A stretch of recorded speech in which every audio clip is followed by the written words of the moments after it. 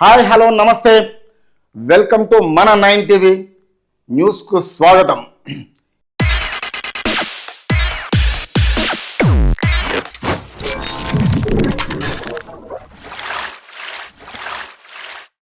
ఈరోజు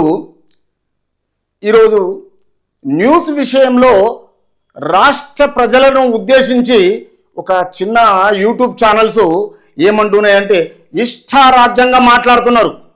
ఎందుకంటే ఈ ఇష్టారాజ్యంగా మాట్లాడే విధానం ఎవరికి ఉందంటే, ఒకప్పుడు ప్రాంతీయ పార్టీ ఉన్న టీఆర్ఎస్ చూసి బీఆర్ఎస్, ఈ బీఆర్ఎస్ పార్టీలో ఉన్న మాజీ సీఎం చంద్రశేఖరరావు గారు ఏంటంటే ఈ అన్పార్లమెంటు లాంగ్వేజ్తో జనాలను మభ్యపెట్టి ప్రజలను నానా రకాలుగా వల్గర్ లాంగ్వేజ్ తోటి కొనసాగించిండు 10 సంవత్సరాలు. కానీ ఆ అధికార పార్టీ ఇప్పుడు వచ్చిన కాంగ్రెస్ పార్టీ కానీ అలాంటి వల్గర్గా లాంగ్వేజ్ మాట్లాడే వాళ్ళు ఎవరూ లేరు. ఎందుకంటే వీళ్లకు రాజకీయ అవగాహన ఉంది. 138 ఏళ్ళ జాతీయ పార్టీ, ఈ జాతీయ పార్టీకి ఒక విధి విధానం ఉంది. చదువుకున్న వాళ్ళు ఉన్నారు, మినిస్టర్ చేసిన వాళ్ళు ఉన్నారు. కాబట్టి ఈ 60 రోజులు అంటే 60 రోజులకి ఇంకా కరెక్ట్ కాలేదు. 7 తారీఖు వస్తే ప్రమాణ స్వీకారము, ఈరోజు 5 తారీఖు, 58 రోజులలో వాళ్ళు ఇచ్చిన మేనిఫెస్టోను ప్రజలకు ప్రసాదించాలని చూస్తున్నారు.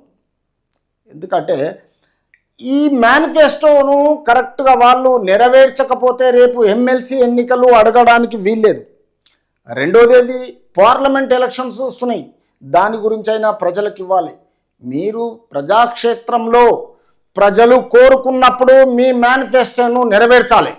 కాబట్టి అధికార పార్టీది తర్వాత ప్రతిపక్షం ఈ అసెంబ్లీలో రేపు బడ్జెట్ సమావేశం వచ్చేంత వరకున ఈ 2 పార్టీలు ఖచ్చితంగా ప్రజలను ఉద్దేశించి, ప్రజల క్షేమం కోరి, ప్రజలను అనుసరించి, ప్రజలకు అనుకున్న విధానంగా ఈ రాజకీయ వ్యవస్థలో అధికార పార్టీ నెరవేరడము తన ధర్మం, విపక్ష అడగడము ధర్మము.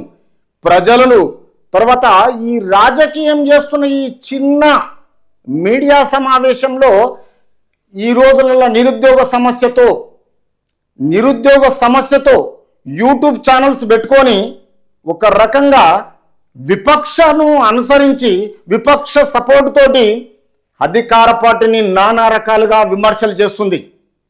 బుద్ధి జ్ఞానం లేకుండా 10 సంవత్సరాలు అంటే 365 ఇంటూ 10 సంవత్సరాలు ఎన్ని రోజులు అవుతుంది ప్రజలకు మీకు తెలిసింది. కానీ ఈరోజు ఉన్న బీఆర్ఎస్ ఓడిపోవడం జరిగింది. అయినా వాళ్ళు ఇంకా మేము అధికారంలో ఉన్నామని చెలరేగుతున్నారు.